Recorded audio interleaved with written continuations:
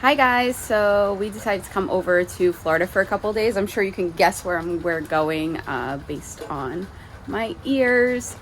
And today we are headed over to Animal Kingdom. It is a bit of a rainy day. It's raining on me right now. I'm gonna bring a poncho. I'm not gonna bring my raincoat. I don't feel like being too bulky and packing everything over. I want to see the situation, support the cast members. I know a lot of them were laid off this week. And check out the parks during the pandemic right now. Mask up. We have reservations right now. You do have to make reservations for the park besides your regular tickets that you buy. There are no fast passes. There's gonna be mobile ordering with the dining, and see how it all goes. We made it in here to Animal Kingdom. Coming in, they did check our temperature, and then we went through the bag check and the metal detector, and now we're going to get our tickets in order to go into the park. Where? It's like you're in the rainforest. Yeah, exactly.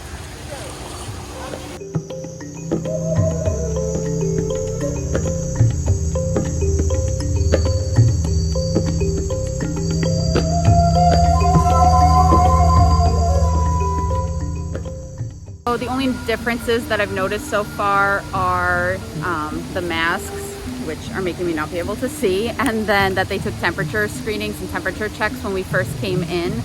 I'm definitely of the unpopular opinion that Animal Kingdom is my favorite park. You know, you get a little bit of animals, you get a little bit of rides, good food, so it is my favorite. I know other people definitely have other favorites. Comment down below, what is your favorite park? Action. What do you have to say? I thought you had something to say. Cheers.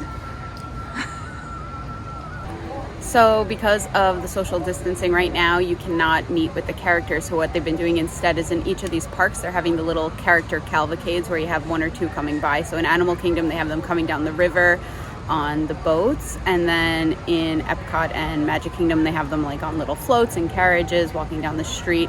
So you can't actually meet with them, but you still get to see them and take pictures with them. Of course, because you can see the genius here of Walt Disney Imagineering and Joe Rohde, who designed Animal Kingdom. He was the head Imagineer here.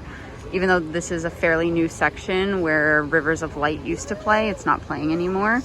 They made everything look like old school Asia, like the tattered papers, like put on and peeled off. So it looks like you're really immersed in the theming. And then up here, the flags that are like kind of falling apart and look like they've been there forever, even though they're pretty new.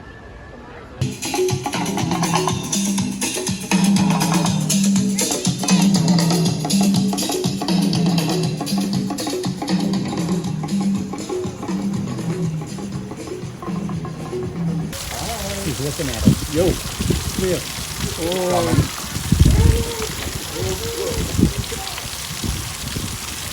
So one of the downsides of the social distancing is even on places like the Maharaja Jungle Trek, where usually you would never, ever, ever have a line.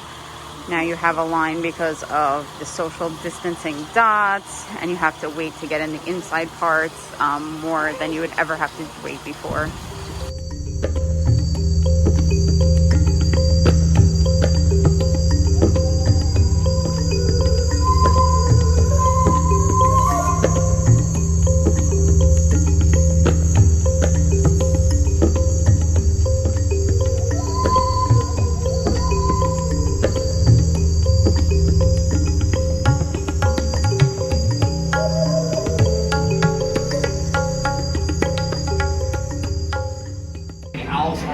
Very quiet in flight.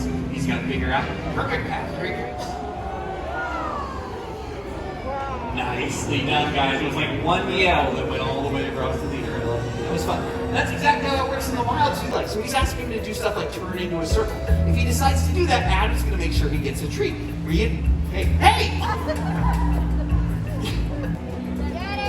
Dead animals, that's exactly right, buddy. So an animal dies, bird like a vulture leaves while we're talking about him. Living symbol of one of the greatest conservation success stories of our time.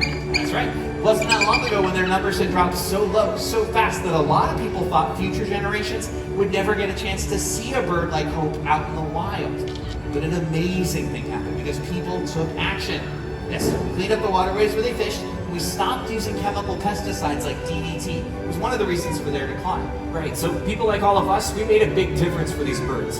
Just by cleaning up the environment, we nearly brought them back from the brink of extinction. So what it is, go out and appreciate nature. You'll see all sorts of amazing things. So create new stories, start new adventures, or find an animal that you love. Absolutely. So guys, on behalf of all of us up here, especially our feathered friends, we want to leave you all with one final wish. May your hearts take flight and your spirits soar forever. Are bongos, nicknamed the ghost of the forest, just because they are rarely seen in the wild. Usually very shy animals, they usually like to stay towards the back of the forest. I'm kind of shocked they're this close to us. Pretty cool to see them this close to us. Their horns are going to curve inwards, and that helps them move through vegetation quickly and effectively. One of them just crossed in front of us. Might have another one on its way. I think we are going to.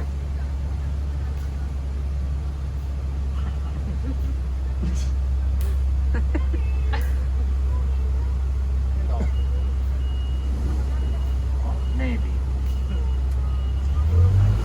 Maybe not. That's okay. Still a really close look at this bongo on our right side. Up on our right side is a Patterson's eland. This is a female. This Patterson's eland is by far the largest antelopes on this reserve. Most of them are eating right now. They spend about 20 hours a day eating. They spend about 30 minutes a day sleeping. Pretty crazy ratio. Younger giraffes, like the ones we'll find to our left, born at about 6 feet tall. They learn how to walk within 30 minutes after being born. Fast learners.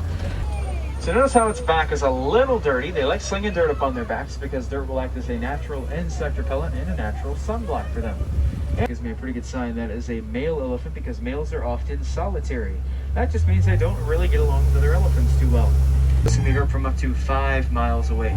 So even if you folks are in Africa a little later today, you hear something that sounds like a lion roaring, I promise.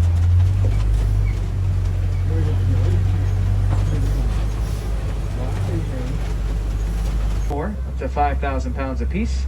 They get their name from the Afrikaans term "vite," it means wide mouth. That's a group of rhinos known as a crash.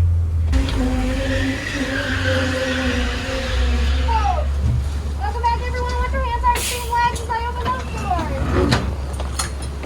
Have a go, friends.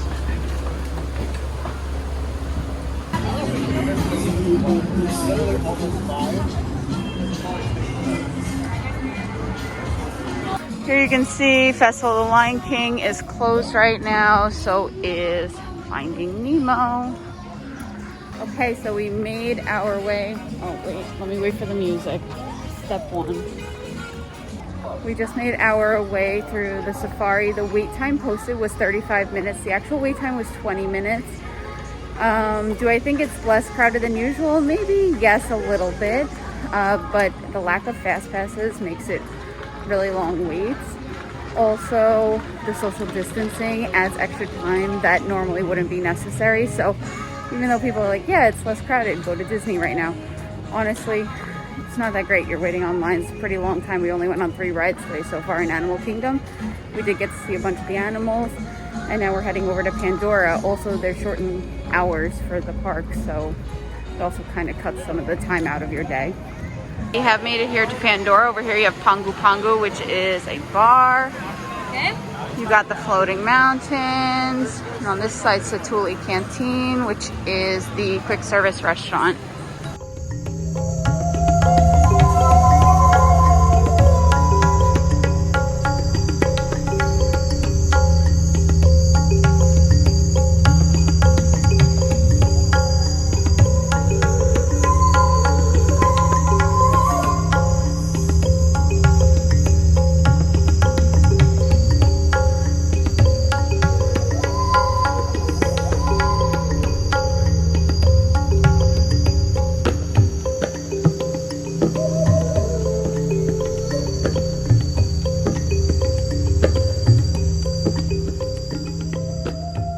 So we are done here today at Animal Kingdom. It's definitely a short day because everything's only open from 8 a.m. to 6 p.m. right now.